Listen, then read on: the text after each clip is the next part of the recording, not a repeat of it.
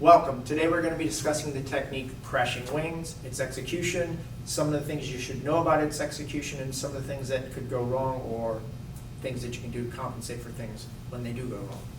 So let's talk about the ideal phase of this technique, the attack of what I mean. So they come up, it's from behind, and it's somebody doing a bear hug, arms free. So the ideal phase doesn't really talk about where your hands are, but what you should think about this is that if I am going to be hitting this person from this position, I then first have to bring my hands up and then bring them back down again. But if I was talking to you with my hands up like this, that wouldn't be quite so necessary.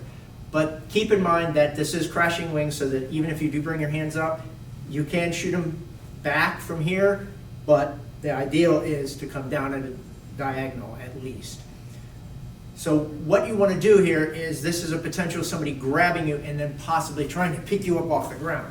So the way that this technique is designed to work is all I need to do is shift my weight over here, and then that person can no longer lift me up. But that's only part of what's going on.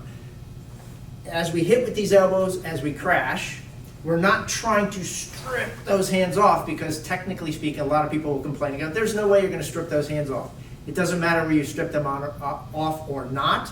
That's not the point of the technique. The point of the technique in this motion is to get offline, get them distracted so they're thinking about, aha, I'm not going to get off this guy, I'm going to continue my grab.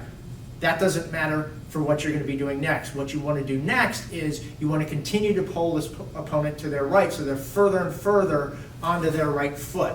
So see what I just did? I moved all their weight pretty much onto that right foot. That's the idea of what's going on this technique. So this starts that process. This is a strike, but potentially not really injuring the opponent very much. But the idea is you want to get these hands pinned, so that as I begin to slide my hands off, I can hold him, so if he does want to let go, he can't. Whereas if I don't do that, he can get away. So we start this hit, we slide off to the side, and as we begin to slide off to the side, keep this arm pinned as we pull this over. This left hand we don't really worry too much about, but we want to keep it under check with the left arm. Then what we want to do is we want to take this foot and put it behind their right foot.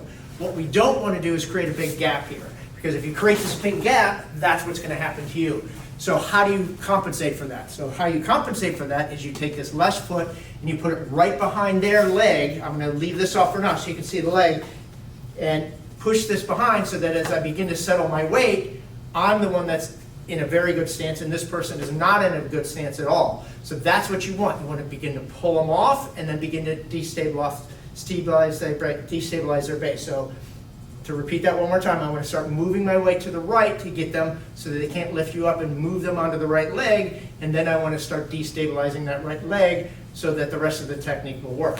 So notice I was in a very good stance. This person looked really awkward. That's the way you want the technique to work. So they come and grab again. I start to shift, get the hit, continue to pin, continue to shift to get it way over. Don't create a big gap. You can start buckle if you wish. Then the next thing that's going to happen is this elbow. This elbow is going to shoot straight up under their face, get them to lean back and expose that. At the same time as you do this, you want to lift this right hand up, and you want to begin to shift so that you can hit this person at the same time. I could just lift this up, but then and use the entire shift for the hit. That would be okay, but the ideal phase doesn't do that. It shifts into the horse and then shifts into the forward bow to spike that person to the floor. We'll do that in the next round when we talk about the entire thing.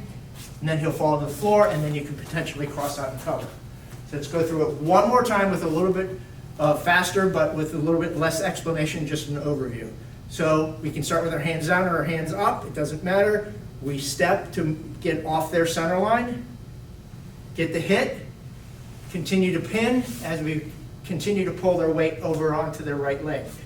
Don't gap as you come around, and potentially begin to do a buckle. Shift into your horse as you begin to do the hit, and rise the hand up, and then spike them to the floor. Okay? Now, the one thing that you'll notice, this person stayed up. When I do it a little bit faster, what you'll be able to see is they won't be able to compensate for the knee buckle, and they'll go to the ground. So when we do it slightly faster with this revision, you're going to see how it actually would affect the opponent completely. So they come up behind, and then cross out and cover if you need to.